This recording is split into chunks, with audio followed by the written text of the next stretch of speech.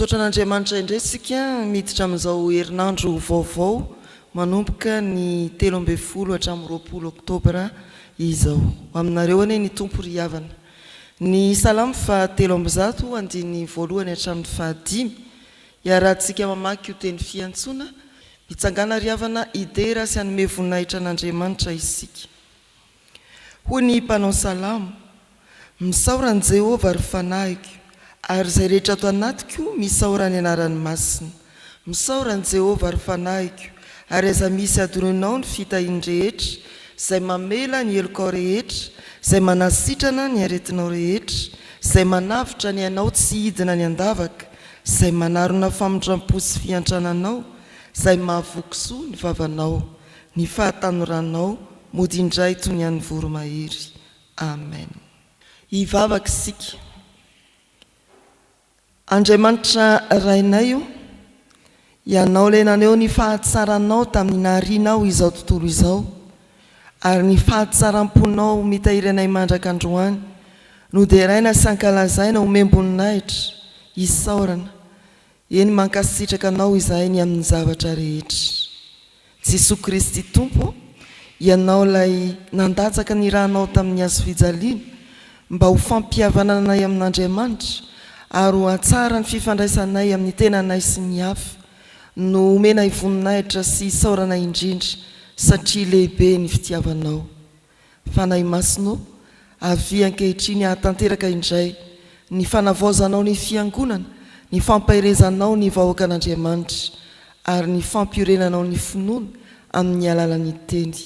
Raha hovakiana ny Soratra Masina, dia miasa ianao amin'ny alalan'ny fanahy masina Andriamanitra, mba hitarika anay amin'ny fandinihan-tena sy ny fibebahana, hampahatoky anay ny famelan-keloka. Raha hovakiana koa ny Soratra Masina ka hanafarana anay, dia ataovy miavao ao amin'ny Kristy izahay. Amin'ny anaranao no hanonanay izany vavaka izany. Amen. Ny karatra Mofonaina ry havana dia manondro ny Efesianina 2 andininy fa 1 hatramin'ny 12 ho soratra masina vakiana amin'ity tontolo andro ety. Efesianina 2 andininy fa 1 hatramin'ny 12. Hanaraka ny vaky ny soratra masina amin'ny anaran'ny tompo ny fiangonana. Koa tsarovy fa fahiny ianareo izay jentilisa araka ny nofo, ka nolazay ny voaforatanana teo amin'ny nofo hoe tsy voafora, eny tsarovy fa tamin'izany andro izany dia tsy nanana ny Kristy ianareo, fa oloko azy amin'ny fanjakan'ny Israely, ary vahiny tamin'ireo fanekeny ny teny fikasana, dia tsy nanana fanantenana sady tsy nanana Andriamanitra teo amin'izao tontolo izao. Fa ankehitriny kosa, ao amin'ny Kristy Jesosy, ianareo izay lavitra fahiny, dia efa nampanakekeny ny ran'ny Kristy. Fa izy no fihavanantsika, izay naharaintsika rotonta ka nandrava ny hevitra ny fisarahana, fa tao amin'ny nofony nandravan'ny fandrafiana, dia ny lalàna nisy didy natao tandremana, mba hanakambanany antsika rotonta ao amin'ny tenany ho olom-baovao iray, ka hanaova ny fihavanana, ary hampihavana antsika rotonta ho tena iray amin'Andriamanitra no ny hazo fijaliana, izay naminony ny fandrafiana. Ary tonga izy ka nitory teny somafary milaza fihavanana taminareo izay lavitra, ary fihavanana tamin'izay akaiky koa.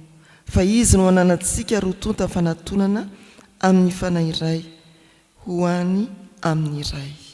Amen. Ray masino, manamasina anay amin'ny fahamarinana, ny teninao no fahamarinana. Amen. Ny fanahin'Andriamanitra ny ry havana mbola hiaraka amintsika ary hanavao antsika amin'ny alalan'izao soratra masina napetraka ho anjara ny fiangonana anio izao. Manoratra ny am-pifatorana Paoly Apôstôly, ary ity taratasy ity dia mitodika indrindra amin'ireo kristianina ny fiangonana tany Efesosy. Tsy hoe Efesianina avokoa fa arak'izay fantatsika, ny jiosy dia niparika tamin'ireo tany manerana izao tontolo izao tamin'ny vanim-potoana. Ary tsy nijanona ho jiosy ihany izy, fa nisy koa ny resy lahatra ny fivavahana kristianina. Koa ny taratasy izay nosoratana ho an'ny fiangonana tao Efesosy dia taratasy izay miantefa amin'ireo efesianina mpanompisampy resy lahatra ny filazantsara tonga kristianina sy ireo jiosy ny ala-nyolona taminy nandray koa ny filazantsara ka tonga mpanompo ny Kristy. Fifangaroan'ny jiosy sy ny efesianina mpanompisampy ny jiosy tonga kristianina ny fiangonana tao Efesosy izay nanoratany Paoly. FIHAVAOZAM-PIAINANA. Raha izao anjara Mofonaina antsika izao no arahina dia manondro fa ny fihavaozana amin'ny Kristy dia mandray roa. Ny voalohany fihavaozam-piainana ho an'ny tsirairay, ary ny faharoa fihavaozana eo amin'ny fifandraisana, dia ny fifandraisana amin'Andriamanitra, ny fifandraisana amin'ny tena, ny fifandraisana amin'ny olona hafa. Mihavao ny fiainako sy ny fiainanao ao amin'ny Kristy, mihavao ny fifandraisako amin'Andriamanitra, amin'ny tenako ary amin'ny hafako. Mandray roa ny fihavaozana ato amin'izao anjara Mofonaina antsika izao. Fihavaozam-piainana. Hoy ny Soratra Masina eo amin'ny andininy voalohany sy ny faharoa ambin'ny folo misy teny tokony mariantsika eo manao hoe tsarovy fa fahiny ianareo. Tsarovy fa tamin'izany andro izany dia tsy nanana ny Kristy ianareo. Ny fihavaozam-piainana marian'ny fidiran'ny Kristy eo amin'ny fiainantsika kristianina dia mahatonga antsika ahianavaka tsara ny teo aloha sy ny ankehitriny elanelan'ny Kristy. Noho nariavana fa efa lanitsika tsenjery zany fa afatra miverimberina. Fahiny ianareo, taloha ianareo mbola tsy nanana any Kristy. Mba hampivoatra tsara ny fahatserovantsika n'izany hoe fihavaozam-pino, ilay fihavaozana nentin'i Kristy, dia tsara ny miezaka hatsiaro hoe nanahoana tokoa moa zany lasanao. Hitanisa vitsivitsy sika riavana. Tsarovy ianao, tsy mbola nandre ny filazantsara. Fa variana nanara-baovao, namaky gazety fa tsy namaky Soratra Masina. Tsy ratsy ho azy mamaky gazety sy manara-baovao, fa ny tsy mety dia hoe tsy mihaino ny filazantsara, ny vaovao mahafaly ianao. Tsy ratsy ho azy no hoe mamaky gazety tena ilaina, fa sao adinoina ny mamaky Soratra Masina. Dia tsarovy ianao ilay mbola variana manara-baovao, mamaky gazety. Dia maninona koa? Mpiaino tantara, mpanaraka horonan-tsary. Dia maninona koa? Eny, mpiaino resaka-poana sy mpanongilan-tsofina mifosafosa. Tsarovy zany.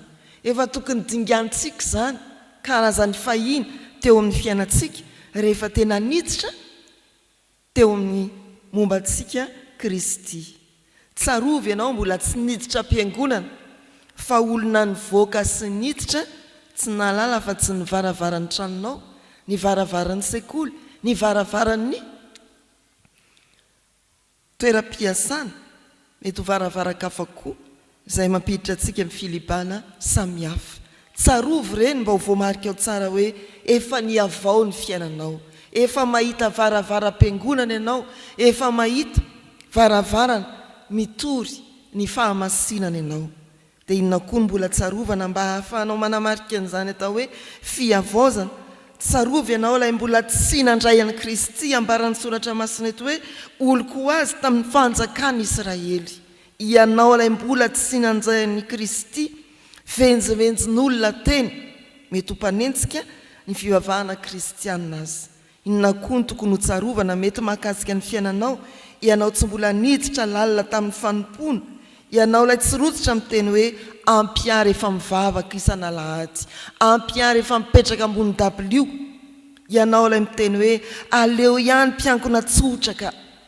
Tsarovy ianao ilay niteny an'izany, ary ankehitriny efa mpanompon'Andriamanitra mafana-po, ankehitriny efa tsy tapaka miditra am-piangonana, ankehitriny efa nalaozanao zany hoe resa-poana sy fosafosa efa nataonao zava-dehibe ny fiaonana amin'Andriamanitra amin'ny alalan'ny soratra masina sy ny vavaka.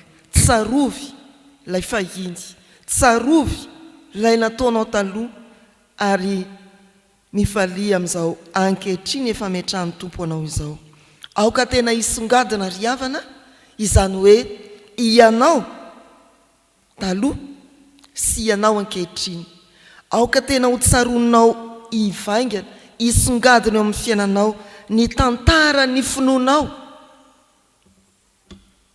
sy ny fandraisanao any Kristy. Ny fihavaozana nateraky ny fandraisanao any Kristy.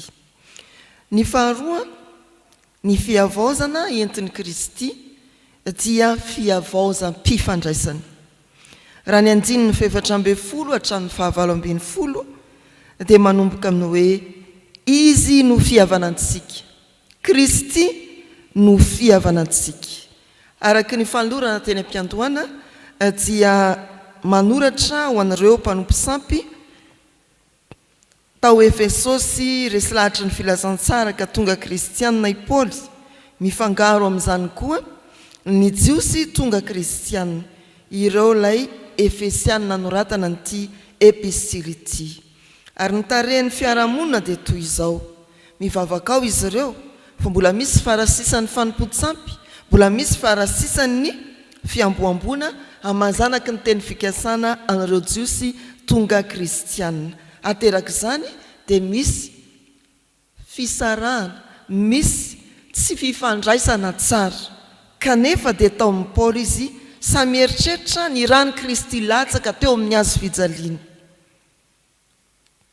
Tenenin'ny Paoly izy, anoratan'ny Paoly izy, ny mahajiosy anao, ny mahajentilisa anao, ny maha-kristianina antsika, dia mahatonga antsika eritreritra fifandraisana vaovao. Ilaozana ny mahajiosy ny fifikirana amin'ny lalàna, ho mahavonjy ny fiambona ho zanaky ny teny fikasana, avelany ny fanompo-tsampy izay mampisaraka fandao hibanjina ny hazo fijalian'i Kristy nandatsahany rany teo amin'ny hazo fijaliana. Ny fihavaozana entin'i Kristy ho antsika mpino dia fihavaozana amin'ny fifandraisana. Ny fanekena ny Kristy sy ny asa-pamonjeny ry havana, ny rany latsaka teo amin'ny hazo fijaliana dia manjary manavao ny fifandraisantsika amin'Andriamanitra, ny fifandraisako amin'ny tenako, ny fifandraisantsika amin'ny hafa. Dia andeha hojerentsika ireo endriky ny disadisa samy hafa mpianakaviana, ny tsy fifankazahoana eo amin'ny fiaraha-monina, ny ady isam-poko, ny ady pirenena. Ireny dia milaza fa misy fihavaozana mbola ilana ny asan'i Kristy sy ny rano latsaka teo amin'ny hazo fijaliana. Ary koa fantatsika fa misy ny fiangonana izay mbola misara-bazana, misy ny fiangonana izay miady ao anatiny ao. Ireny dia hitaomana tahaka ny taomany Paoly apôstôly ny jiosy tonga kristianina sy ny mpanompo-tsampy tonga kristianina, ndeha samy hibanjina ny hazo fijalian'i Kristy ka handray ilay asa fampihavanana. Ny fampihavanana amin'Andriamanitra, samy zanak'Andriamanitra isika, ny fampihavanana antsika samy isika. Ary indrindra tsy tokony hatonoina ny fampihavanana ny olona amin'ny tenany ihany. Misy olona mbola misaraka amin'ny tenany ka nilazainy tsy mifanaraka amin'ny ataony, ny sainy tsy mitovy amin'izay andehanany. Dia izany ilay zanak'olombelona ry havana. Rehefa tsy nidirany Kristy teo amin'ny fiainany dia tsy mihavao ary miharatsy azy amin'ny fifandraisana. Ho antsika mpino mihavao ao amin'ny Kristy dia tsy maintsy ho taratra fa ny fifandraisanao amin'Andriamanitra dia miala mifangalapery okalofa ohatran misy zavatra tsy nentina ataoko, za tsy hipotrany ohatry ny Damasiefa tao amin'ny Genesis toko 7, hiafina aloha dia miletika any. Na koa hoe okaloha Andriamanitra fa tena ohatran'ny tsy nentina nataonao tamiko, miady aminao tsia, mibanjina ny Kristy mba tsy latsa-datsaka foana teo amin'ny azo fijaliana ny rany fa raha isika zany ho fampihavanana antsika amin'Andriamanitra dia toraka izany koa ny fifandraisantsika amin'ny hafa mba hiavao isan'andro hitombo isan'andro ho haintsika ny mandaha manilika izay rehetra mety antony ampisaraka ary androso hibanjana ny Kristy lay fampihavanana. Ry havana malala, tsaroa fa ny fidiran'ny Kristy eo amin'ny fiainantsika dia ampiavaka tsara ny lasanao sy ny ankehitrinao fihavaozana amin'ny lafiny rehetra. Ny fidiran'ny Kristy eo amin'ny fifandraisana amin'Andriamanitra dia andravina indray ny fisarana tamin'Andriamanitra vokatry ny fahotana. Ny fidiran'ny Kristy eo amin'ny fiainantsika dia anavao hatrany fifandraisantsika amin'ny hafa. Ny tompony ampitoetra betsaka ny teny ao anatintsika, ampitombo antsika amin'ny fihavaozana. Amen. Ndeha hivavaka isika. Tompo, misaotra anao izahay fa manavao ny fidira ao an-tsehatra eo amin'ny fiainanay ianao tamin'ity maraina ity, ary fantatray fa te hanavao anay isan'andro mandrakariva amin'ny alalan'ny teninao. Dia navelanao izahay, anao jery todika vetivety ny lasanay, mety nahakasika anay ireo santiona ny jery todika, faly izahay fa tena efa nisaraka tamin'ireny lasa tsy mahavoka-tsoa ireny, ary tonga amin'ny ankehitriny feno fihavaozana ao aminao. Misaotra anao ny amin'ny teninao, mitaonana hitodika amin'ny Kristy izay nandatsaka ny rano teo amin'ny azo fijaliana ho fampihavanana anay aminao Andriamanitra, sy mba niota ny firaisanay taminao Andriamanitra fa namboarin'i Jesosy izany. Misaotra Jesosy, tonga zanak'Andriamanitra noho ny amin'ny fahafoizany tenanao izahay. Misaotra Jesosy fa aravinao ny mpikitaotaona eo amin'ny fiainan'ny isa-tokantrano ka tonga mamiratra toy ny lanitra ny fiainanay isan'ankonana. Misaotra Jesosy fa te hamangy ny fianakaviana ianao izay mety voazarazara sy voasaratsaraka indrindra amin'izao fotoan-tsarotra izao. Tompo, ataovy mahay miara-mijery ny azo fijalian'i Kristy ny isa-pianakaviana mba ho tonga amin'ny fihavaozany fihavanana. Na inona antony mety mampisaraka, Tompo, avaozany fihavanana isa-pianakaviana. Toraka izany koa ny mpifanila-body rindrina aminay ataovy tsara fihavanana aminay izy ireny arovavolombelon'ny fitiavanao sy ny fihavanany vitanao izahay mifanerasera amin'ny hafa. Fihavanany isa-poko, fihavanany isa-pirenena dia tononay amin'izany ireo firenena mbola ravan'ny ady mandraka ankehitriny. Jesosy Kristy io, mametraka indray ny tontolo ny herinandro vaovao eo ampelatananao izahay. Efa lasa ny tapabolana voalohany tamin'izao volana izao, mihazakazaka ny fotoana azavelanao ho reraka mpiazakazahany izahay fa tena asehoy fa mahery ao aminao, mandresy ao aminao raha miasa sy miara-miasa amin'ireo namanay, raha mianatra sy miara-mianatra amin'ireo namanay, raha mandeha sy miara-dalana amin'ireo olombelona tahaka anay, dia olona mahery sy mandresy ao aminao izahay. Mivavaka aminao izahay ho an'ny ankonanay, na izanaiza misy azy ireny amin'izao ora sy fotoana izao, dia didino ny fahasoavanao ary ataovy olo ny fihavanana koa. Petraka eo ampelatananao ny firenenay, ary dia tononinay eo ambany famindrampo sy fampahirezanao koa ny fiangonanao, indrindra izao fitandremana isotry fitiavana misy anay izao sy ny zanany ampelezana any amin'ny faritany, any amin'ny mpitandra-masina rehetra any. Amin'ny anaran'i Jesosy lany ampianatra anay hivavaka hoe Rainay izay ny an-danitra, ho amasinina ane ny anaranao, ho tonga ane ny fanjakanao, atao ane ny sitraponao ety an-tany ho takiny ny an-danitra. Meo anay an'io izay nasahaza ao anay, ary mamelany elokay tahaka ny namelanay izay meloka taminay. Aza mitondra anay amin'ny fakapanahy, manafahanay amin'ny ratsy. Anao ny fanjakana sy ny hery ary ny voninahitra mandrakizay. Amen. Raisoa amin'ny fatokiana ho tanteraka aminareo ny Tsodrano tononona amin'ny anaran'ny Tompo. Fiadanana ane ho an'ny rahalahy ary fitiavana mba mifinoana avy amin'Andriamanitra ray sy Jesosy Kristy Tompo, ny fahasoavana ne ho an'izay rehetra tian'i Jesosy Kristy Tompontsika amin'ny fitiavana tsy mety levona, mandihana amin'ny fihavaozan'ny Tompontsika. Amen.